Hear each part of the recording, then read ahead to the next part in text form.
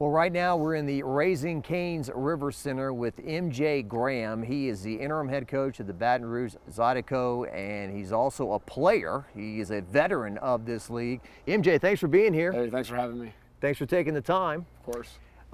Explain to us how that works. You're playing and you're coaching. Well, yeah, intern head coach. We had to make some coaching changes, and I stepped up to the plate. They offered me the job, and I took it. It's a lot of responsibility, but I took a step back to just coach the team originally, and they needed me on the ice this past weekend, so I played as well. It's my understanding, and just watching some of the video and seeing that the team has improved since you took over. What are you seeing out of them recently? Well, when I got the job as intern head coach, my biggest thing was to get guys, veteran guys, make our team bigger, stronger on the back end, bringing guys in like Bryce French, Taylor Cutting, Edgar Ozelinch, having more size and more depth and more guys with experience to the team to help the younger guys. I think that's really just made our team come together, and it shows on the ice. Let's just talk about hockey in Baton Rouge, right? So there was a run at it that a lot of people know about called the Baton Rouge Kingfish way back, and now so hockey is back with this franchise. What are you seeing when you play home games here and the sport of hockey in Baton Rouge? The crowd's electric. It's best fans in the league by far. I'm not just saying that either. I've played a lot of hockey all across North America and even in Europe, and there's no crowd like this place, especially for the first year of a franchise team. You know, after I think 20 years of not having hockey, the crowd's amazing. The boys love it every time we step on the ice, and it's electric. Electric's the word for it.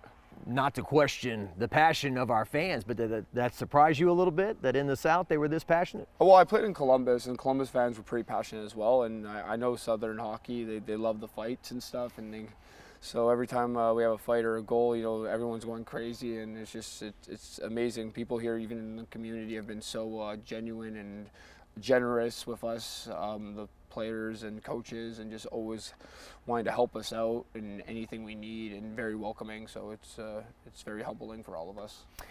Speaking of fights, I hear your next home game against Mississippi. There's some chippiness there with those guys, I hear. Yeah, we play them a lot. I would definitely say they're our rivals.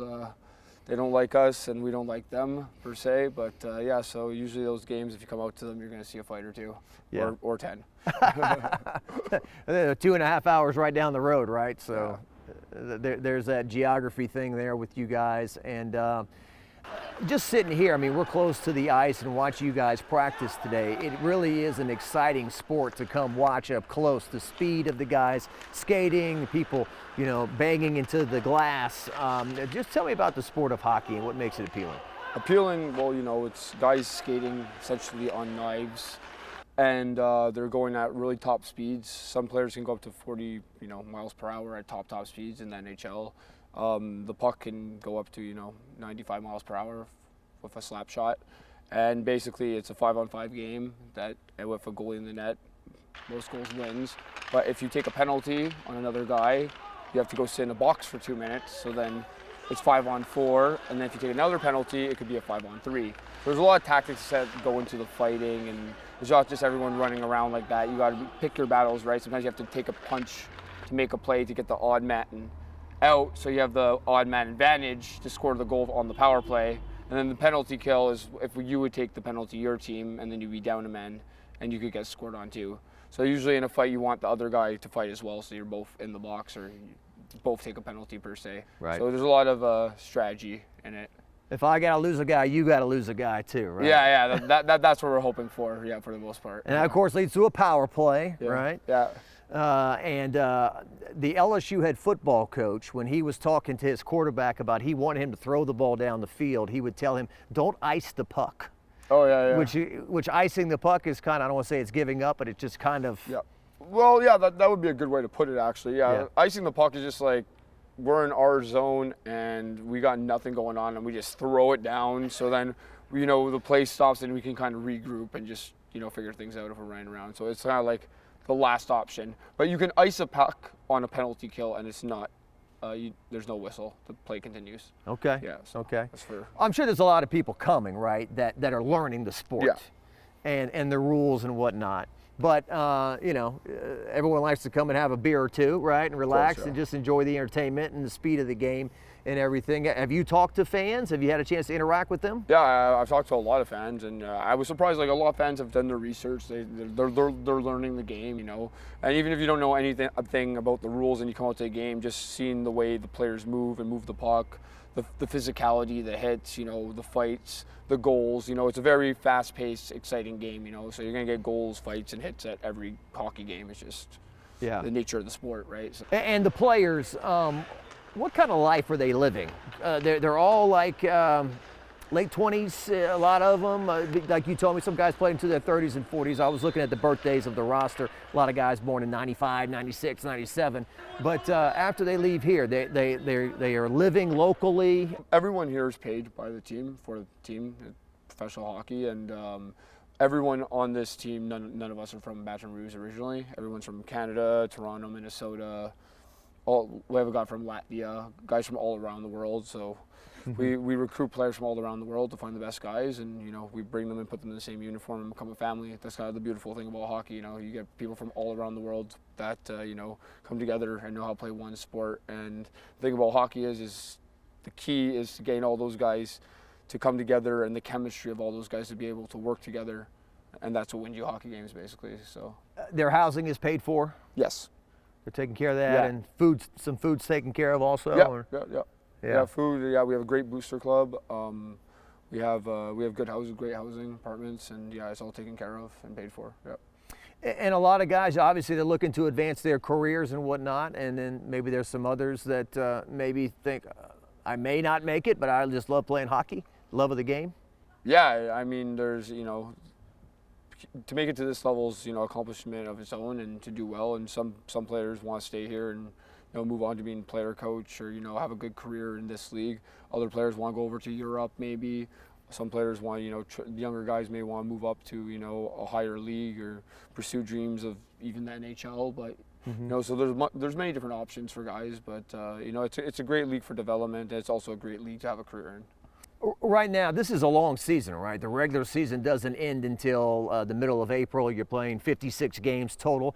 You haven't gotten off to the start that you wanted, but obviously there's a lot in front of you to try to turn this thing around and make the playoffs, right? Yeah, we had a slow start, obviously, with the standings, but luckily we play Mississippi and a lot of in-division teams. So we played, I think, Mississippi 11 times in the next 13 games. So those are huge points for us right there. They can get us right back into the playoffs because they're in-division games. So you've got two pairs of brothers on this team. Yeah. So Greg Hussey has been an outstanding goalie. Yeah. And his brother Brendan is a forward. Yes, sir. So tell me about those two guys. They're the best. They're Mass guys, Massachusetts guys for Boston, and I have played against them in the past. This is the first year I'm playing on the same team as them, and they're just great. Greg's a fantastic goalie, and Brandon Hussey's a great forward. He's a great 200-foot player. They're great locker room guys. We're lucky to have them, veteran guys, and they really help bring glue and bring the guys together in the room, I would say, having that veteran presence as brothers. Now the goalies, they got all the gear on and stuff, but give me an idea of what it's like to be a goalie when those guys are swinging those sticks and hitting the puck at the velocity they are coming right at you. I have no idea what's wrong with them in their head to do that, because I played hockey my whole life and I haven't gone in the net one time to be a goalie. Because I have no idea why you would want to stop a puck every day going 80, 90 miles per hour 200 to 300 times a day. So you have to be a little crazy, but also it's a hard job to do, but also a very rewarding one. Yeah. I'm sure you've known your share of guys that have gotten their teeth knocked out, right, at one point or another? Yeah. A lot of guys, it happens. Just part of it, right? Yeah, part of the game. Okay, so Adam Asselin and David Asselin? Yes. You grew up with these guys? Yeah. And they're on the team as brothers? Yeah, they're twins. Twin brothers? Yeah, twins, yeah. Adamo and David, I've known them my whole life, since we're about this big. They're twins. We live together too here, so I'm with them 24/7. Great guys, stand-up guys, do anything for their team. I think David leads, and his brother both lead the team in fights, and they're about 5'9", so just show how much heart they have, and they're great guys in the community, and they're my best friends. Can't say one bad thing about them. So you don't coach and play in every game. You're picking your spots to kind of when to coach and be on the sideline and when to play. Is that how this is working? Well, what happened was when I originally got the job as head coach, I had to take a step back to restructure the team and, you know, the practices and everything. I couldn't be playing on the ice and running a practice, obviously, and making trades and, you know, making the team come together, because at the end of the day, the team needs to be structured first before me playing again, right? We have to have that structure. Everyone needs to know all the systems. Everyone needs to know their roles. So coming into it, I wanted to make the team bigger. I want to make the team have more of a veteran presence, guys who have been in the league, guys who've won championships in this league, guys who've lost in the finals, you know, all the ins and outs to teach the younger guys, you know, how to play better in, you know, tougher situations going down the line in the season. So that was my first thing. But now the structure of the team, I'm happy with it, and everyone knows their roles. So now it's easier for me to come back and play. So for the future, we'll see. I'm taking it one day at a time, but if I need to be out there, I'll be out there. And if I need to be behind the bench, I'll be behind the bench, whatever's best for the team. I obviously don't know a lot about what's going on out there. I'm doing my best to learn. But as you're out there on the ice, are you also calling out offensive plays and defensive plays and formations or strategy? When I'm playing, no. I have everything set up in advance. Everyone knows everything in our locker room.